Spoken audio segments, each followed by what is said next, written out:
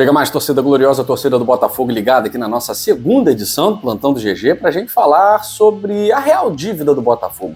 Muito se fala, é tanto, Botafogo tá devendo pra caramba, o pessoal da UOL lá, Maurinho, o pessoal recalcado, dizendo que não deveria contratar porque tá devendo. Qual é o valor real da dívida? Essa dívida está realmente equacionada, como eu garanti para vocês aqui, analisando os documentos do Botafogo em plantões anteriores do canal Gigante Glorioso? Vou dar a palavra para Durcésio Mello, presidente do Botafogo, que obviamente representa quem tem parte da SAF Botafogo e, claro, sabe muito bem, mais do que a turminha que adora palpitar, das finanças desse clube. E ele diz: o Botafogo se transformou em um clube viável financeiramente. Vamos falar sobre isso? Vamos falar também sobre o Piti. Cada dia é um novo Piti. Agora, a turminha lá, que você já sabe quem é, né? Quando a gente fala de turminha, já sabe, né? O pessoalzinho da UOL agora cismou de estabelecer uma nova censura. Não se pode mais falar inglês no Brasil. What the fuck?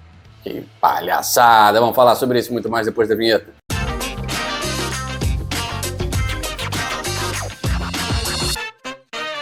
Quero agradecer a moral de vocês aqui no Plantão Glorioso, acompanhando notícias boas. A gente vai falar de notícias boas, vamos falar aí de retorno de jogadores importantes, vamos falar sobre, rapidinho, né, Thiago Almada nas Olimpíadas, vamos falar também e principalmente sobre a questão da dívida real do Botafogo.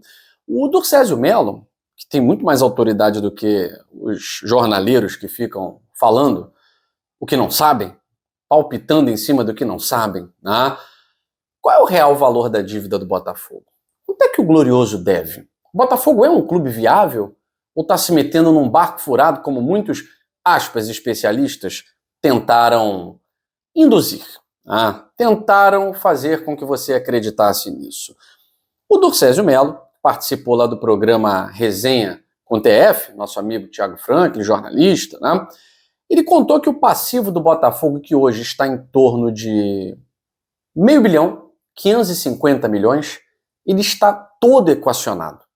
Eu já tinha dito isso para vocês desde quando saiu aquele balanço do ano passado, publicado esse ano, que a dívida do Botafogo ela estava toda equacionada e que só precisava a decisão sobre o parcelamento da dívida tributária. Mas a dívida civil, trabalhista, e no final do ano conseguiríamos a tributária, estava toda equacionada. E o Durcésio Mello já se antecipou dizendo que essa dívida toda de 550 milhões está equacionada. Ele vai falar o seguinte, ó. Hoje o orçamento é de 530 milhões. Orçamento, no caso, aí o que entra, né? Assim, consegue manter o nível de jogadores, tocar o clube e reformar o centro de treinamento, no caso está se referindo ao Lonier. Talvez precise de mais um aporte por conta desse CT. O Botafogo terá mais um aporte do John Textor, de 50 milhões no próximo ano. Mas não é problema. Você vê o contrato com a Parimet, que se encerra agora em dezembro, de 28 milhões por ano, e por quanto você acha que vai ser renovado? No mínimo, diz o Durcésio, o dobro, ou até o triplo. Hoje o Botafogo é a bola da vez. A imprensa fala e tem que falar, isso tudo vai alavancando receita. Mesmo que John não aporte mais dinheiro além do contratual, o clube vai viver. Então veja que a chegada do John, ela faz com que o Botafogo ganhe visibilidade, e vocês sabem, quem não é visto não é lembrado. Então essa visibilidade, estar no topo, imprensa A fala mal, mas está falando, imprensa B fala bem, está falando, imprensa C quer desprezar, mas está desprezando quem? Está falando o seu nome está toda hora na mídia. E isso faz com que, obviamente, gere receita. Porque quanto mais fala, mais engaja, mais interações, mais aparece na TV, na internet e tal, gera receita. Eu não posso investir num clube que não aparece, né?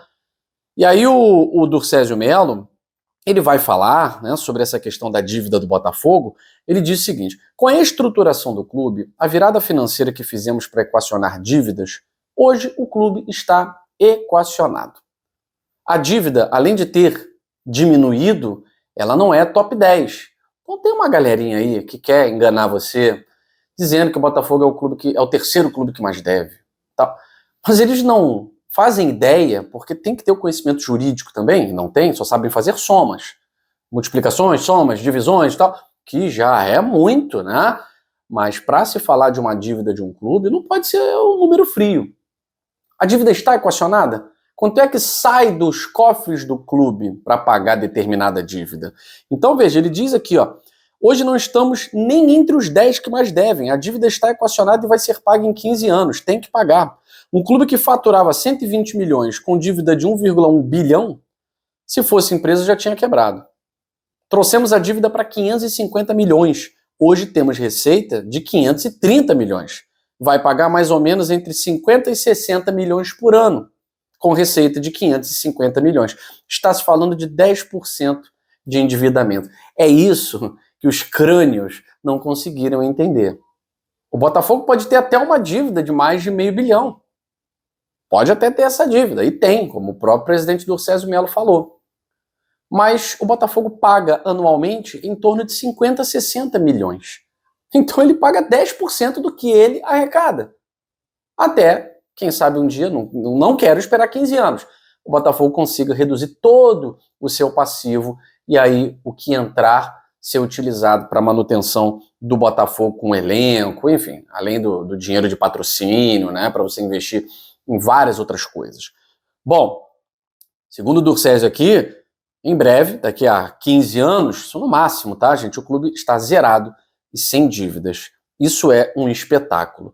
O clube ficou tão viável com dívidas equacionadas que se o John Textor quiser sair, aí ele fala, Deus me livre que saia, um dirigente amador hoje pode gerir o clube. Hoje a receita está maior e a dívida equacionada. A receita paga a dívida, paga jogadores. Esse time aí se paga. A folha está entre 200 milhões, ela se paga. Então acho que essa declaração do Dorcésio Melo não é declaração de quem está por fora. Tem uma galera que acha que ele está por fora, ele não sabe de nada. É a rainha Elizabeth, é o rei Charles e tal. O Botafogo Social tem parte na SAF. Ele tem parte na SAF. O John Textor não é o acionista único, ele é o acionista majoritário. A SAF tem uma porcentagem. E o Dorcésio Melo precisa estar a par de tudo que acontece. Tá? Assim, gostei muito da entrevista dele e mostra para o torcedor que o Botafogo está no caminho certo. E o torcedor tem que continuar dando o seu apoio, sim. Até porque já tem muita gente para dar pancada, né? E cada vez a pancada está mais desesperada. Está perdendo sentido, está perdendo a razão. A nova onda agora, já que não dá certo falar mal do clube, não dá certo falar mal do Textor, não dá certo falar mal da SAF, o que a gente vai falar agora, hein, para poder engajar? Vamos lacrar em cima do inglês? Ah, que o John Textor só fala inglês. Vamos lacrar em cima disso? Tá. Aí foi a senhora Mili Lacombe falando que é uma falta de respeito colocar time to set fire como uma tradução de Botafogo, e que um homem que não aprendeu até hoje a falar português, isso é uma vergonha, ele está no Brasil, blá, blá, blá, blá, blá.